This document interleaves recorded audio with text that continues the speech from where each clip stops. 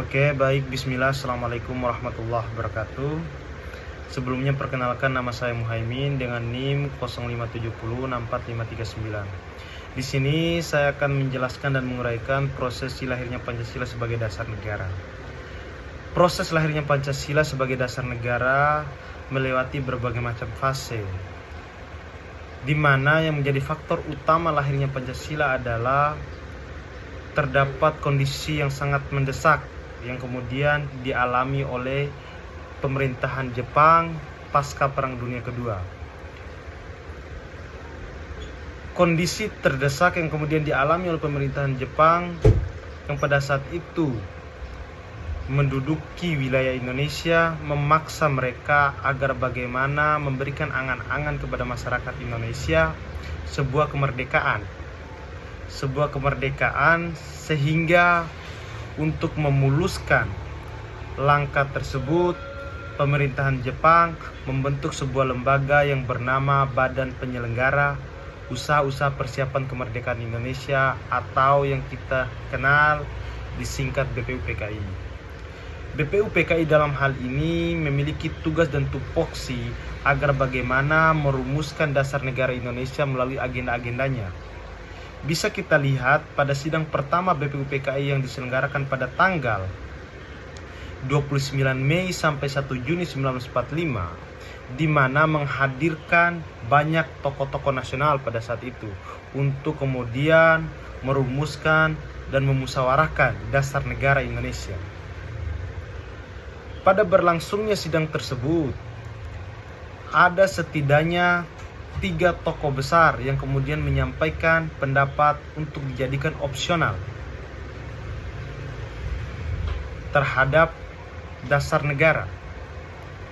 Di antaranya ada Muhammad Yamin, ada Dr. Supomo, dan ada Insinyur Soekarno yang merupakan bapak proklamator sekaligus presiden pertama Indonesia pada saat itu.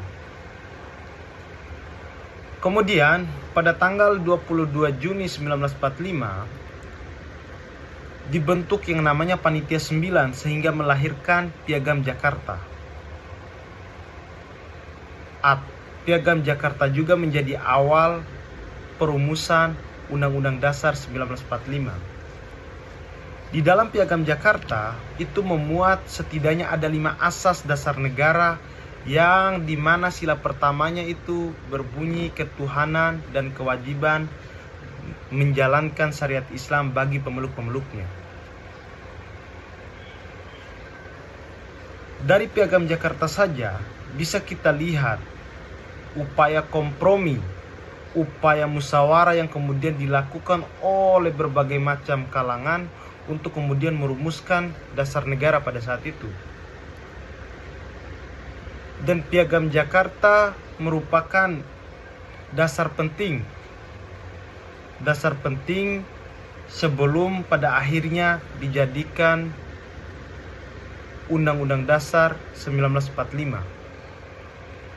Kemudian pada tanggal 18 Agustus 1945 pasca pembacaan proklamasi yang dilakukan oleh Insinyur Soekarno pada tanggal 17 Agustus 1945,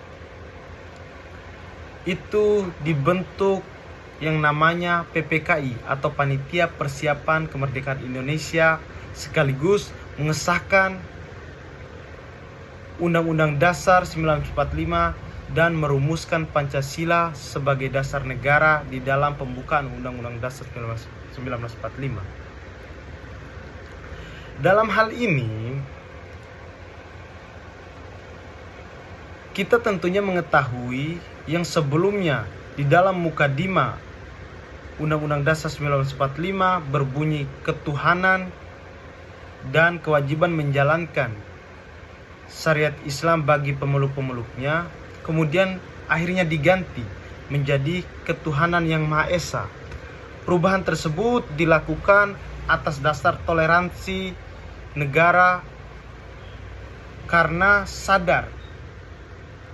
sadar bahwa Indonesia pada saat itu terdapat berbagai macam keyakinan, agama, budaya, dan ras. Artinya, dari itu saja prosesi lahirnya Pancasila itu